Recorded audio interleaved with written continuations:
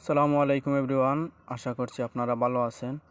আজকে আপনাদেরকে একটি বিষয় দেখাবো, যেটি হচ্ছে যে ইপসন প্রিন্টারে যদি আপনাদের কখনো কালি জাম হয়ে যায় তাহলে কিভাবে সমাধান করবেন, আমি ওইটার সহজ একটি সমাধান আপনাদেরকে দিব।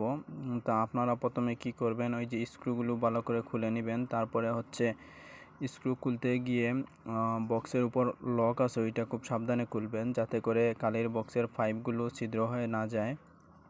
সেক্ষেত্রে সাবধানতা অবশ্যই অবলম্বন করবেন।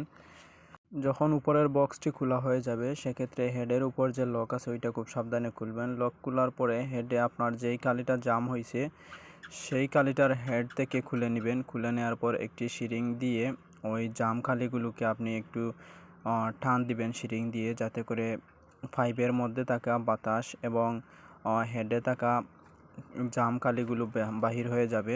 যখন দেখবেন যে ওইটা ফুলফিল হয়ে গেছে তখন জায়গা মতো ভালো করে দেখে আপনারা ওইটা লাগিয়ে দিবেন এবং পাইপগুলো যাতে চাপা না খায় সেদিকে লক্ষ্য রাখবেন। যখন ওই জাম কালিগুলো বাইর করা হয়ে যাবে তখন পাইপগুলো যার যে জায়গা মতো বসিয়ে আপনারা উপরের লকটি ভালো করে লাগিয়ে দিবেন।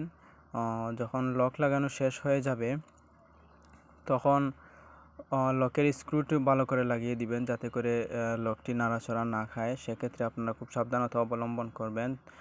যখন লক লাগিয়ে দিবেন তখন হচ্ছে প্রিন্টারের কেবলগুলো লাগিয়ে একটি পেপার দিয়ে একটি প্রিন্ট দিয়ে দিবেন। যখন দেখবেন জাম কালিটা আপনার ওই সলভ হচ্ছে কিনা, তো আমি একটি পেপার ঢুকিয়ে দিলাম, দেখি আমার সমস্যাটা কি সমাধান হলো কিনা। সেক্ষেত্রে আপনারা অবশ্যই বিষয়টি দেখে রাখেন। আমি অবশ্যই খুলে নিজেই সমাধান করে ফেলেছি। আর ভাবলাম যেহেতু অনেক আছে যে ওই কাজের জন্য আপনাদেরকে শহরে নিয়ে যেতে হয়, ইঞ্জিনিয়ারের কাছে নিয়ে যেতে হয়, সেক্ষেত্রে অনেক টাকা পয়সা চার্জ করে ওরা। ওই সামান্য কাজের জন্য আপনার কাছ থেকে 1500 থেকে 2000 টাকা নিয়ে নিবে। সেক্ষেত্রে ভাবলাম যে একটা ভিডিও করে দেই, যদি কারো উপকারে আসতেও পারে। আপনারা ওই প্রসেসটি দেখেন, দেখার পরে নিজেই ওই কাজটি সমাধান করতে পারবেন। দিলে কাজটি সমাধান হয়ে গেল। তো এতক্ষণ সাথে থাকার জন্য সবাইকে অসংখ্য ধন্যবাদ। আসসালামু আলাইকুম।